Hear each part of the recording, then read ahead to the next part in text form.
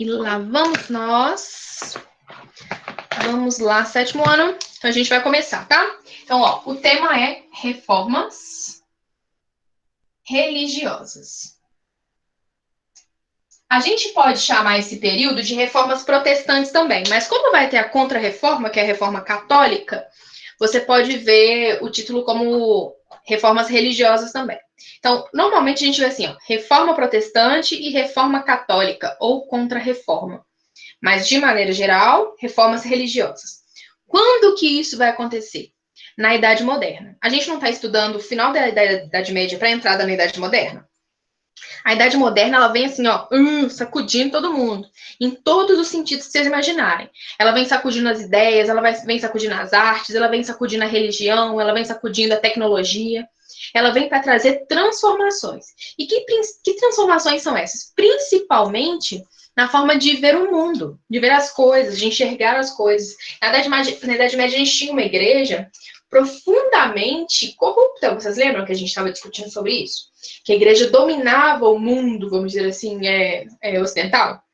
Então, ela tinha poder sobre a sociedade, ela tinha poder sobre a política, ela tinha poder econômico gigantesco. Ela era a toda poderosa, certo? E ela não conquistava isso por atos muito, muito lícitos, vamos dizer assim.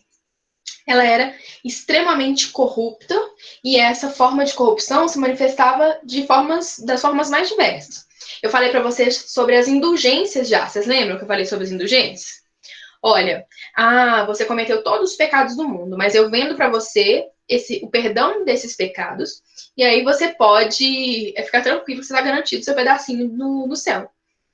Que isso? É você abusar da fé do povo, né? É como se fosse assim, olha, você matou alguém, beleza, mas você é rico? Você pode me dar um dinheiro aqui que eu te dou um documento garantindo que você vai direto para o céu. Você não vai para o inferno, mesmo você tendo pecado. Esse aqui é o perdão dos seus pecados. Então, a indulgência era uma forma absurda da gente manter o fiel nas rédeas. Era como se fosse assim, olha, você pode até fazer alguma coisa de errado. Cuidado, mas mesmo que você faça alguma coisa de errado, a gente dá conta. É assim, era um suborno, abusar da fé do ser humano. Então, a indulgência era um absurdo na época. Hoje, até hoje existe indulgência, só que a indulgência hoje, ela é simplesmente isso, perdão dos pecados, sem cobrar, né? Na época era cobrado, isso era o ápice dos absurdos, né? E aí o que Eles a gente... falavam, eles falavam, nos dê um dos seus rins e aquela nuvem ali em cima agora é sua. Exatamente. Então eles colocavam como se fosse uma coisa física mesmo. Olha, o céu tá ali, então você vai ter tal terreninho ali no céu, ó. Fica tranquilo que você já tá garantido. Aqui o seu... É tipo um testado de compra e venda, sabe? Era um absurdo isso, né? E não só isso que acontecia, né? A gente vai ter a venda de relíquias religiosas, pedacinho da cruz de Cristo, pedacinho do manto de Maria, olha aqui um fiapinho do cabelo de Jesus, né? Então, o espinho da cruz de Jesus Cristo. Então, um monte de coisas bizarras que acontecia. O óleo de não sei o quê, a água de não sei o quê. E eles acabavam lucrando, né? Além dessas formas, a igreja ela tinha aquilo que era fixo dela, que era o dízimo, né? Que até hoje se cobra o dízimo. O dízimo é como se fosse um imposto da igreja na época. E isso já era muito bom, porque dependendo da pessoa, se ela fosse rica, ela já quitava um monte de dívida da igreja, né? Vamos dizer assim. Porque o dízimo é a 12ª parte, né? A 10ª parte, desculpa, do seu salário, né? Salário hoje, mas seria, por exemplo, daquilo que você conseguiu lucrar ou conseguiu adquirir. Então, por exemplo, a 10ª parte do salário mínimo é R$100, né? Vamos dizer assim, mais ou menos. Então, a gente vai ter um valor exorbitante se for uma pessoa rica, porque quanto mais rico, mais dinheiro a igreja ganhava. E se fosse pobre, não tivesse dinheiro? Aí as pessoas iam lá com um leitão debaixo do braço, levava lá pro padre, ou levava um saco de batata, ou levava, sei lá, uma coisa que era muito comum também, era os artesãos, eles faziam objetos e doavam para a igreja, os pintores, os artistas faziam objetos e doavam para as igrejas, né? E aí a gente tem também as doações depois de mortos, né? Tipo assim, depois que eu morri, eu vou lá e dou uma parte dos meus bens para a igreja, contando lá no testamento, falando assim, olha, que rezem para mim não sei quantos milhões de missas para eu pagar assim, meus pecados e ficar pouco tempo no purgatório, ou para eu não ser condenado ao inferno, né? Então, era muito comum que as pessoas já deixassem no testamento, assim, olha, vou doar tais e tais terras para a igreja, para não ir para o inferno. Olha o nível da corrupção, né? Então, era bem isso. Então, as pessoas, tanto as pessoas que eram as pecadoras estavam sendo corruptas, que elas estavam querendo comprar a salvação, quanto a igreja era corrupta porque ela vendia, né? Sabendo que era tudo mentira, né?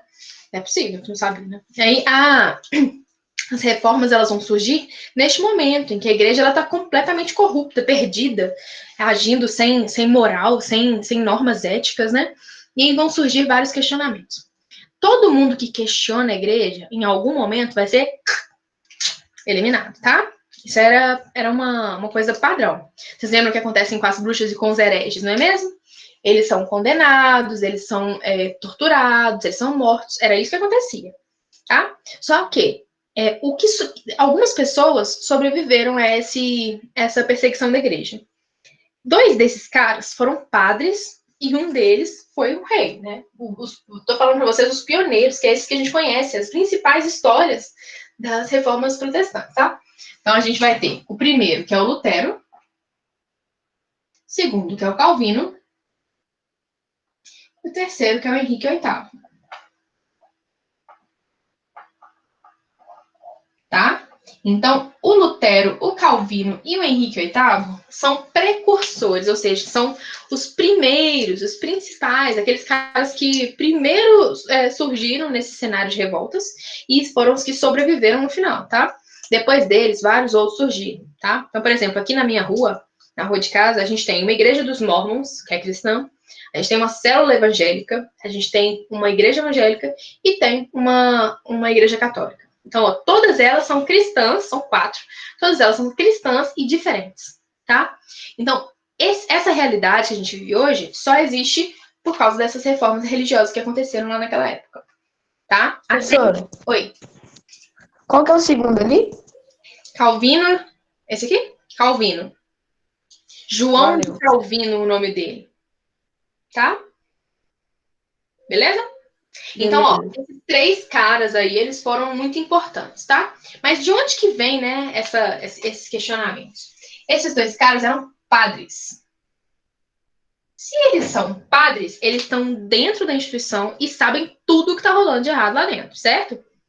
E muitas coisas eles não vão concordar e vão falar assim, gente, como é que pode acontecer uma coisa dessa? Isso tá errado, isso tá errado, isso tá errado, isso tá errado. Todos que questionaram antes foram assassinados, torturados, mortos, como a gente falou. Eles sobreviveram, tá? O primeiro a fazer isso, que a gente fala que é o cara que inaugura essas revoluções, vai ser o Lutero. Como que ele fez isso? Ele foi primeiro tentar negociar com o alto escalão da Igreja Católica. Ele vai lá no Papa, fala assim, olha, Papa, arcebispos, bispos, isso aqui tá errado, olha pra vocês verem, olha, não dá pra gente mudar isso aqui. Ele vai tentar negociar as mudanças, as reformas que ele julgava serem justas e importantes naquele momento para a igreja e para o povo de maneira geral em relação ao catolicismo. Primeiro, ele quer reformar, ele só quer falar assim, olha, gente, isso aqui tá errado, vamos melhorar isso aqui? E aí, a igreja veta, tá? Então, como a igreja veta, ele fala assim, quer saber, eu vou fundar minha própria religião. E aí, é isso que ele faz, tá? Então, ele vai fundar o luteranismo. O luteranismo fica marcado por as suas 95 teses. O que são as 95 teses? O cara é tão maluco, tão corajoso, que ele vai fazer da seguinte forma. A igreja não quer aceitar minhas reformas? Não quer me ouvir? Não. Então, olha só o que eu vou fazer. Ele pegou lá um papel. Tá assim. A igreja faz isso de errado. 2. A igreja faz isso de errado. 3. A igreja não aceitou a minha proposta de realizar essa reforma. 4. A igreja não quer fazer a reforma desse ponto. Bom, a igreja faz isso de errado. 95 teses para falar do que a igreja estava fazendo de errado e o que devia estar fazendo de certo. E aí ele vai, pega essas teses e prega na matriz, na porta da matriz da igreja. O que isso vai fazer? Vai fazer com que todo mundo tome conhecimento das loucuras que a igreja está cometendo, certo? E que tem gente lá dentro querendo mudar e que não consegue. E isso vai causar um rebuliço danado na Alemanha naquela época, tá? Então, isso é um processo, isso vai dar início a um processo que é quase que uma revolução, que é dessas reformas protestantes. Beleza? Essas reformas protestantes que começam com Lutero, com as 95 teses, elas têm um objetivo. Elas queriam reformar a Igreja Católica, mas a Igreja Católica não aceitou essa reforma. Então ela teve que ser, assim, vamos dizer assim, esse Lutero ele teve que ser destituído. O Lutero, inclusive, ele é excomungado. Você sabe o que significa isso? Excomungado? Não. Banido para o inferno. Proibido de frequentar a Igreja Católica. Tipo assim, é como se ele fosse julgado como culpado de todas as coisas do mundo. Como sabe? que é a palavra, professora? Excomungado. Sim.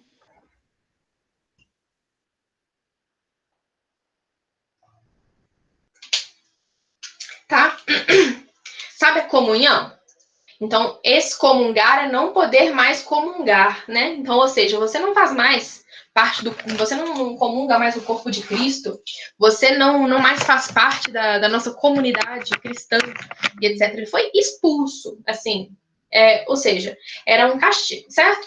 Então, só que o Lutero ele teve apoio de dois grupos sociais. Burguesia e nobreza. Por que a burguesia e a nobreza vão apoiar o Lutero?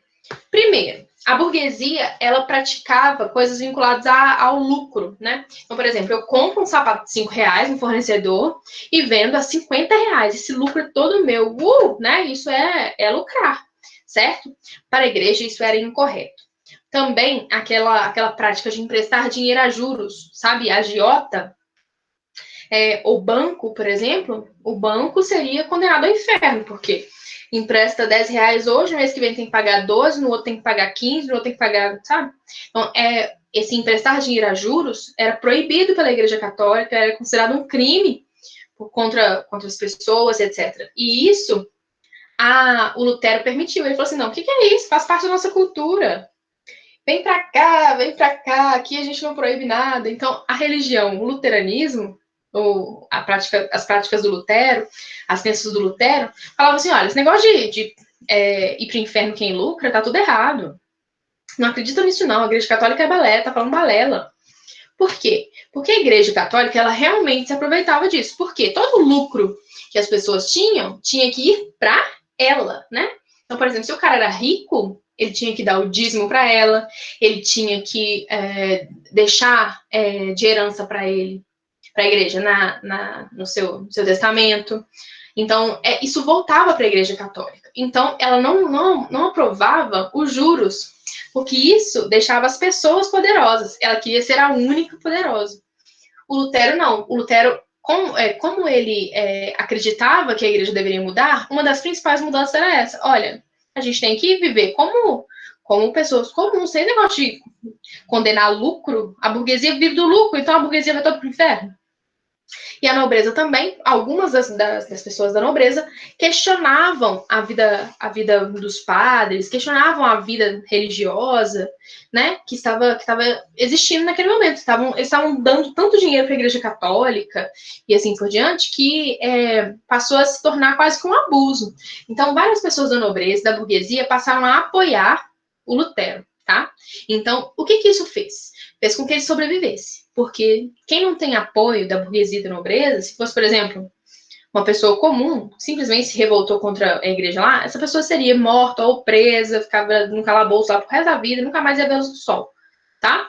O Lutero não, ele ficou solto, apesar de ser excomungado, ele fundou a sua própria religião, o luteranismo, através das regras lá das 95 teses, e com o apoio da burguesia e da nobreza. Quais as principais diferenças e a principal conquista desse cara, tá?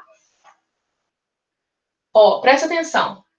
A Bíblia, ela era... Lembra dos monges copistas que eu falei para vocês, né? A Bíblia, ela era feita à mão, copiada pelos monges católicos.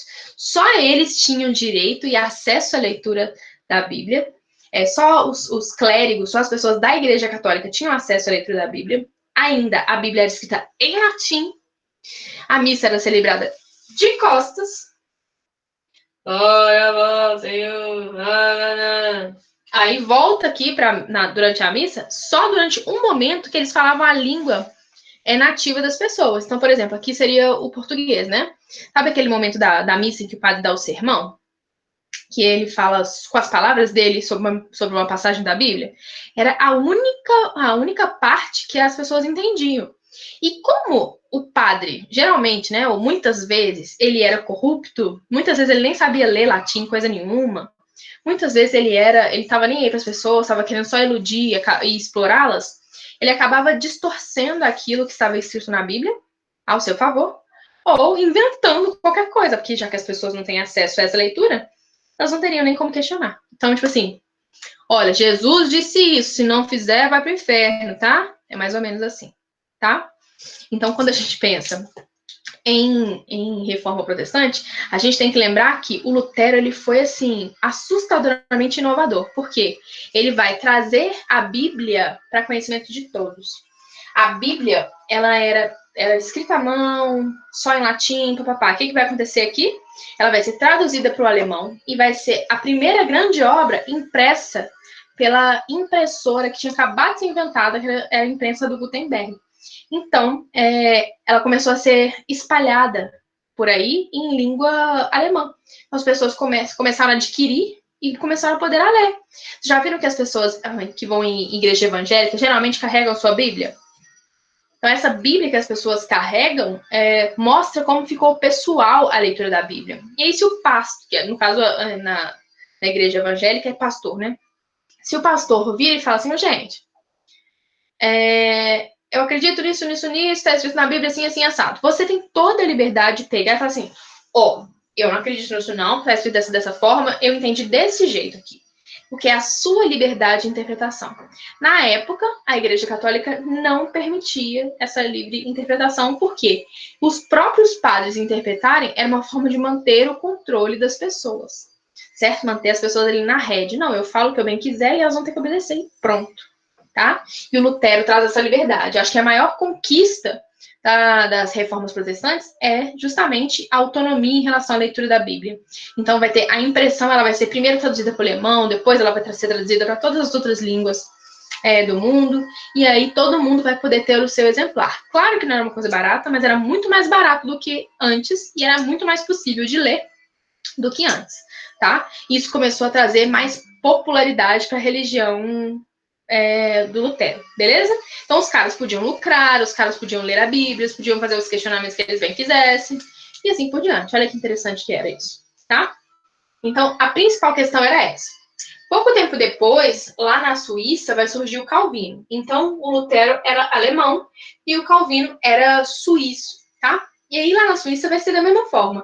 A igreja vai perseguir e tal, vai encher o saco, vai excomungar ele, mas ele também vai ter apoio da burguesia e da nobreza, e também vai realizar sua reforma, tá? E aí vai fundar a sua própria religião, que se chama calvinismo.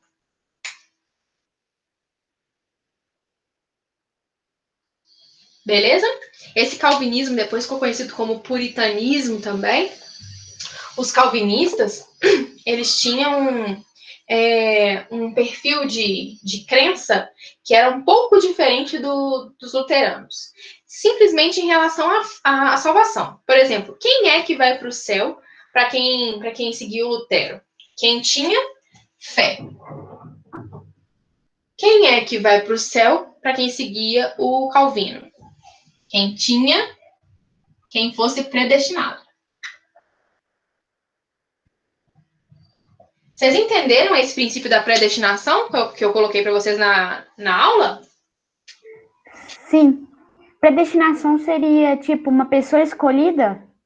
É uma pessoa que já nasce ou condenada ao inferno ou destinada ao céu. E como é que você sabe disso, né? Você pode ter indícios disso durante a sua vida. Você já nasceu, não importa o que você faça na sua vida, você pode fazer coisa boa, pode fazer coisa ruim, pode matar, pode roubar, ou pode ser santa, não interessa. Ou você nasce indo para o céu, ou você nasce indo para o inferno, tá? Já é condenada. Quando você morrer, você já sabe direitinho para onde você vai. Quando você está vivo, você tem indícios de que se você vai ou não para o céu. E que indícios são esses? Se você tem sucesso na sua vida, se você é feliz no amor, se você tem uma família organizada e feliz, se você tem um bom emprego, se você está tranquila, provavelmente você vai para o céu, que você é uma pessoa abençoada. E se você tem a vida toda acabada, toda esquisita, você pode saber que você vai para o inferno. Ih, já sei meu destino. Era mais ou menos isso, tá? Então, o princípio de predestinação fala que você já está decidido para onde você vai. Se é para o céu ou para o inferno. A partir do momento que você nasce, você já está decidido, tá? E isso vai aparecer de forma mais clara ou menos clara durante a sua vida. Mas não dá para ter certeza também. E o Lutero falava assim, olha, você vai ser salvo só se você tiver fé. É só isso que você precisa ter. Enquanto a Igreja Católica falava, não é apenas fé, é fé e boas obras. Caridade, pagar o dízimo, essas coisas assim. Ir à missa, tá? Seguir as regras católicas, tá? Beleza. Entendemos aqui? Fechamos esses dois primeiros. Agora a gente vai entrar para esse aqui, ó. Henrique VIII. Qual que é a diferença dele? Ele era um rei. Ele não era um padre. E ele vai fundar aquilo que ficou conhecido como anglicanismo. O anglicanismo é a religião que o Henrique VIII funda. O Henrique VIII, ele era um cara que queria se separar da esposa simplesmente por quê? Porque a amante dele estava grávida de um herdeiro. E ele precisava de herdeiros. E a esposa não tinha filho de jeito nenhum. E aí ele estava desesperado para manter a linhagem dele. E se o menino nascesse sem que eles estivessem casados, ele não serviria, ele seria um bastardo, então ele não serviria para a linhagem real. Ele queria separar e casar com a mulher que estava grávida do filho dele, tá? E aí o que aconteceu? A igreja não deixou. Porque o que Deus uniu, o homem não separa. Por causa dessas questões, o Henrique VIII, que era o rei da Inglaterra, falou assim, olha, então tá bom. Eu que mando nessa bagaça, eu vou fazer minha própria religião e dane-se. E é isso que ele fez. Largou a igreja católica, cortou relações com ela e falou assim, olha, então agora a gente vai fazer uma religião. Ela é bem parecida com a igreja católica, só que a gente pode separar, tá? A igreja anglicana, ela é a igreja onde se casaram a Kate Middleton com o príncipe lá e tal.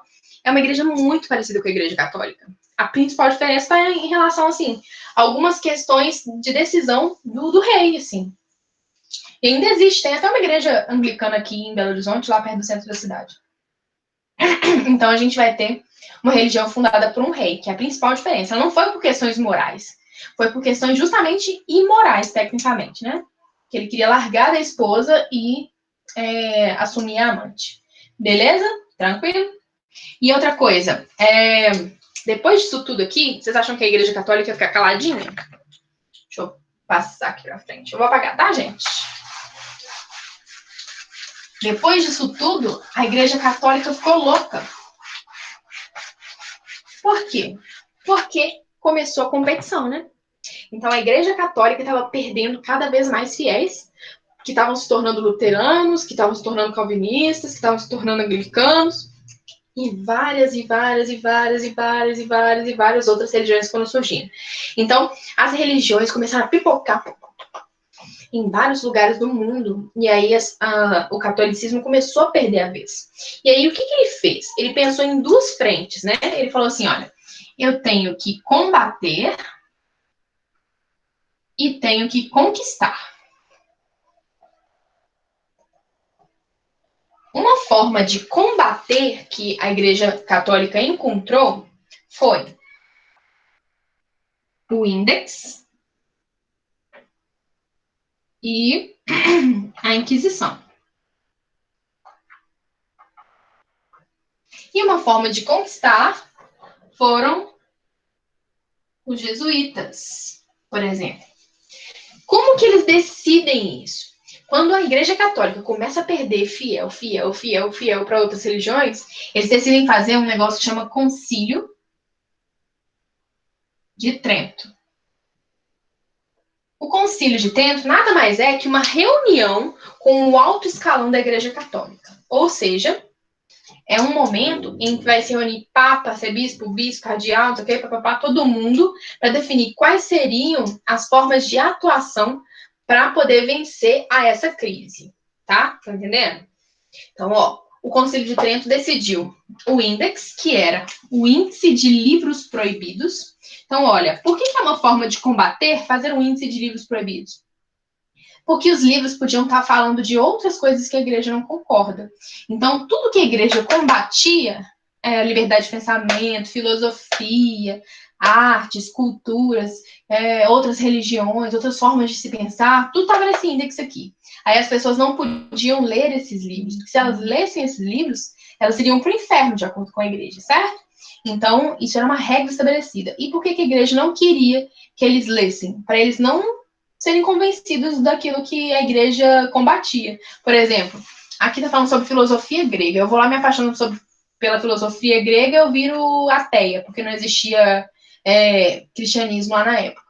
Então, era o que ela imaginava. Então, vamos acabar com a liberdade de leitura, vamos colocar para eles lerem só coisas edificantes, só leituras que vão tornar essas pessoas bem comportadas, só bem educadas, bem disciplinadas. Então, eles fazem um índex para proibir. Fala assim, quem lê isso aí vai para o inferno. E a Inquisição, que era aquela característica de perseguição às bruxas, aos hereges, lá da Idade Média, ela vai ser reforçada agora. Então, a gente vai ter um momento de reabertura da Inquisição. Caça às bruxas, caça aos hereges, todo mundo que vai contra, os infiéis vão ser todos combatidos com a Inquisição, tá? Então, a Inquisição, ela é reaberta no Concílio de Trento e começa a ter umas confusão danada lá na Europa, tá? O Concílio de Trento vai decidir mais uma coisa que é importante, que é em relação à conquista de novos fiéis. Como que eu vou conquistar novos fiéis? Eles vão iniciar uma nova ordem religiosa que se chama jesuítas. Não foi só dos jesuítas, mas ela é a principal, tá? A dos jesuítas, ela servia para catequizar a galera. Vocês já ouviram falar que os jesuítas vieram para o Brasil e catequizaram os índios? Já devem ter ouvido falar isso.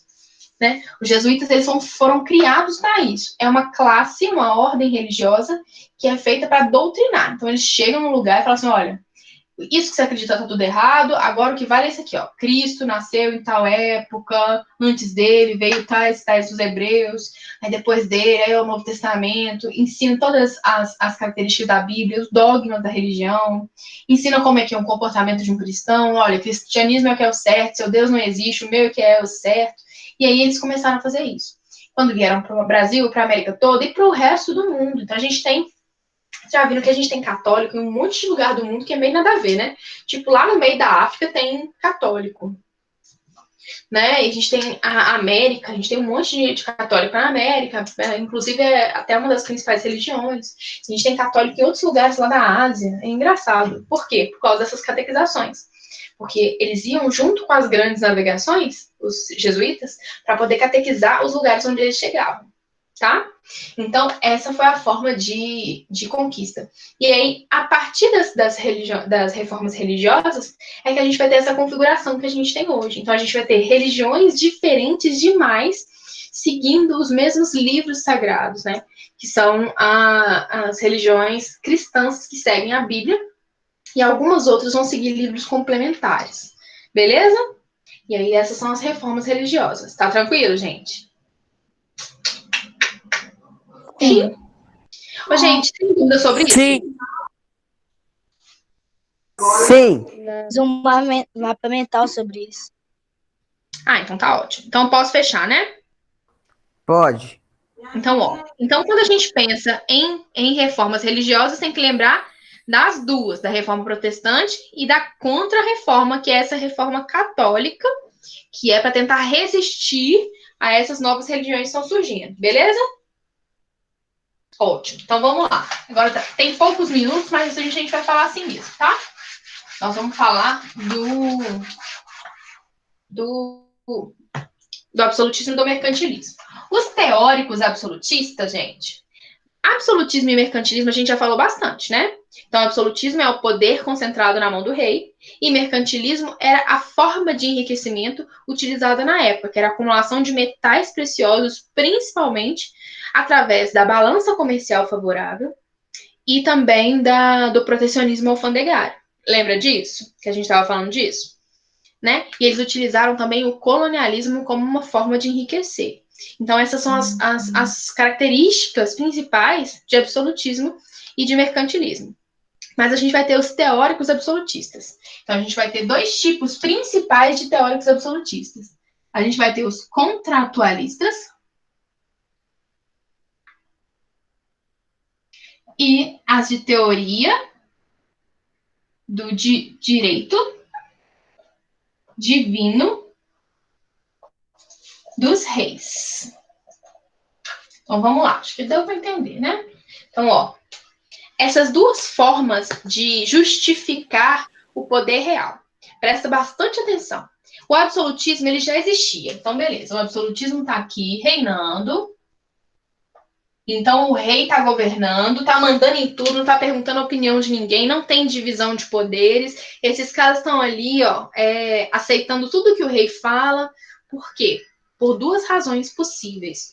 A primeira razão, contratualismo. A segunda razão, teoria do direito divino dos reis. Essa era a mais conhecida por muitos deles. Teoria do direito divino é como se fosse assim, olha, o rei está ali, ele tem esse poder porque Deus quis. Ele é um escolhido de Deus. Deus quis.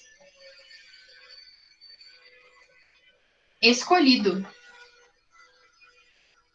Tá? Então, quando a gente fala em teoria do direito divino dos reis, a gente tem que lembrar que aqui eles acreditam que o rei é divino, que o rei é enviado, que o rei é escolhido, que aquela família está no poder. Por quê? Ela tem direito divino de estar ali.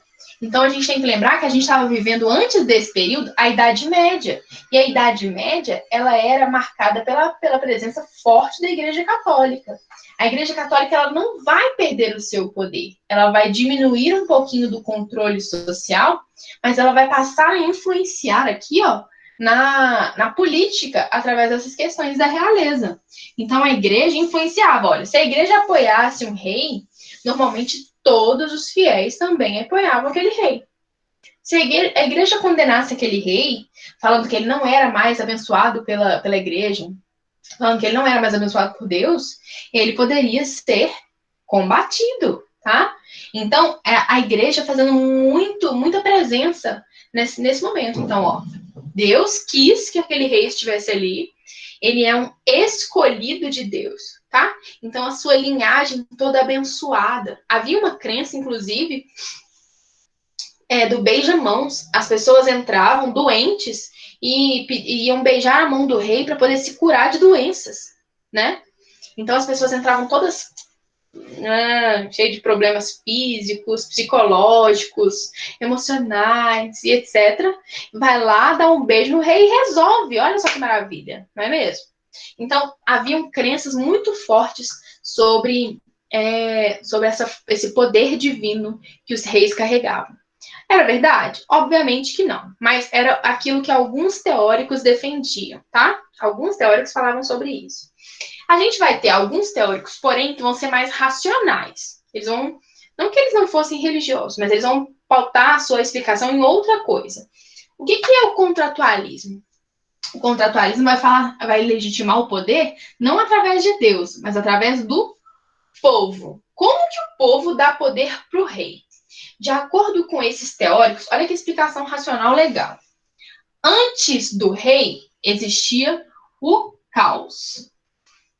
Se existe o caos, é porque estamos vivendo em estado de natureza.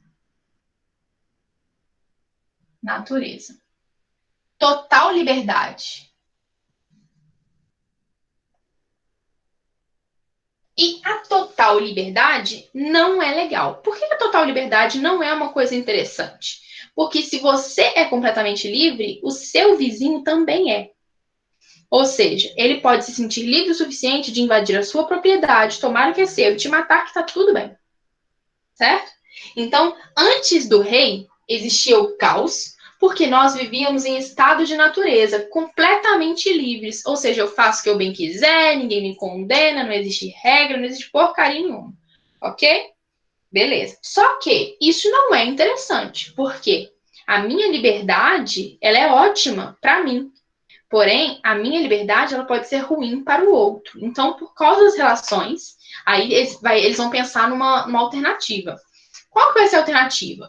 O povo cede um pouco da sua liberdade, não vai ser total liberdade mais, tá? Então, o povo vai ceder liberdade. Então, ó, o povo cede parte da sua liberdade. Por que ele está cedendo liberdade? Porque ele vai ser submetido a regras, né? Então, a gente vai ter agora um monte de regra, lei, e ninguém gosta de falar assim, eu tenho que seguir isso aqui. Que saco. Não é gostoso seguir regra. A gente segue porque é o correto, né? Porque é o melhor para a sociedade. Então, ó, aí o povo vai ceder parte da sua liberdade para o rei, para o seu representante, e em troca, o rei vai ceder o quê? Rei confere proteção. Proteção contra o quê? Contra tudo. Por quê? Vai ter exército para nos proteger contra outros reinos. Vai ter polícia, vamos dizer assim, entre aspas, né? Para nos proteger contra os nossos vizinhos, os ataques dos nossos vizinhos. Então, por exemplo, se o cara que que invadiu a minha casa, matou minha família, roubou meu território, tivesse limitado por uma lei, tivesse limitado por uma polícia, ele provavelmente, mesmo que ele tivesse realizado isso, né, ele seria condenado, né? Então as pessoas, elas estão trocando a sua liberdade, um pouco da sua liberdade, deixando ela com o rei. Então o rei tem autoridade, ele faz regra, ele impõe as coisas, mas em troca disso ele oferece proteção. Então olha só, isso então, para essa teoria aqui, ó, é um contrato. Então, entre o rei e o povo, que vai falar assim, olha, eu cedo a minha liberdade e você me dá proteção.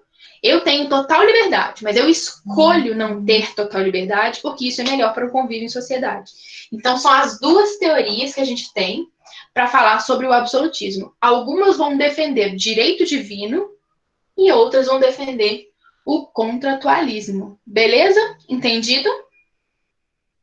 Sim. Todo mundo entendeu essas duas? Não precisa decorar os nomes dos teóricos absolutistas, tá? Mas é interessante que você entenda essas duas formas de se pensar sobre a defesa do absolutismo. Beleza? Ok. Então, vamos lá. Entendido tudo isso aqui? Só para a gente fechar.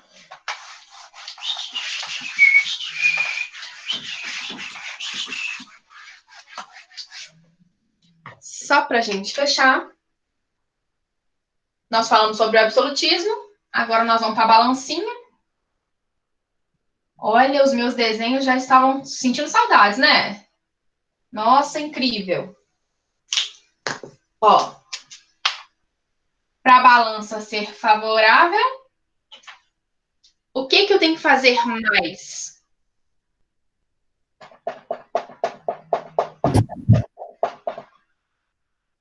Fala aí, coragem. Para a balança ser favorável, a balança comercial ser favorável, o que eu tenho que fazer mais? Exportar. Exportar. Porque aí vai o meu produto, então produto sai. Produto sai. Mas entra dinheiro. Beleza? Quando é o contrário, quando eu importo muito, esse dinheiro do meu país vai para outro país, desestabilizando a minha balança. Então, para eu manter a minha balança comercial favorável, eu tenho que ter mais exportações e menos importações. Tranquilo com isso?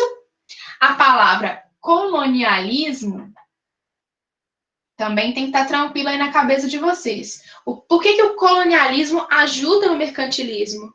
Porque quando eu tenho colônias, eu tenho de onde tirar. Por exemplo, olha o Brasil aqui maravilhoso, aqui no cantinho, ó. tá cheio de ouro, prata, pau-brasil, várias riquezas e etc. Eu pego tudo isso, eu extraio tudo isso do Brasil e vou levar para onde? Para Portugal.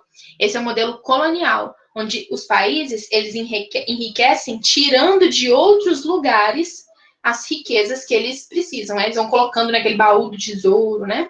Então a gente vai ter balança comercial favorável e colonialismo. E o protecionismo alfandegário é quando um item entra no país, ele entra com uma taxa. Essa taxa é uma taxa de proteção. Proteção a quê? Ao mercado interno. Como assim ao mercado interno? Para que todo mundo que venda blusas dentro do meu país consiga concorrer com igualdade de direitos, igualdade de chances, com as blusas que são importadas e chegam mais baratas e mais valorizadas de outros países. Então, a blusa que vem de fora e custou R$10, vai chegar aqui, pagar uma taxa e vai passar a custar 20. Enquanto a blusa que é feita dentro do Brasil custa 18. E aí a pessoa tem a opção de optar. Ah, eu quero a nacional. Ah, não, eu quero a importada. É mais leal à competição, certo? Então, isso é protecionismo alfandegário. É a obrigação de pagar uma taxa para que o produto estrangeiro entre no nosso país, para que o nosso mercado não desabe, ok? Na concorrência. Então, nós fechamos aí, ó, o nosso conteúdo de revisão de hoje. Tranquilo, gente? Corremos, mas deu. Meninos, Tranquilo. tudo certo? Então, vou falar aqui para vocês que eu tenho que entrar na outra sala. A gente tem um monte de conteúdo que eu coloquei lá no roteiro de estudos para a gente revisar na semana que vem. Eu quero que vocês peguem aquilo que vocês têm maior dificuldade, já separem para ficar mais fácil a gente fazer uma revisão. Beleza? Que é a revisão mais ativa. Sim. Beleza. Tchau. Tchau, professora. Tchau, professora. Tchau, professor. Tchau. Boa aula aí que vai dar. Ah.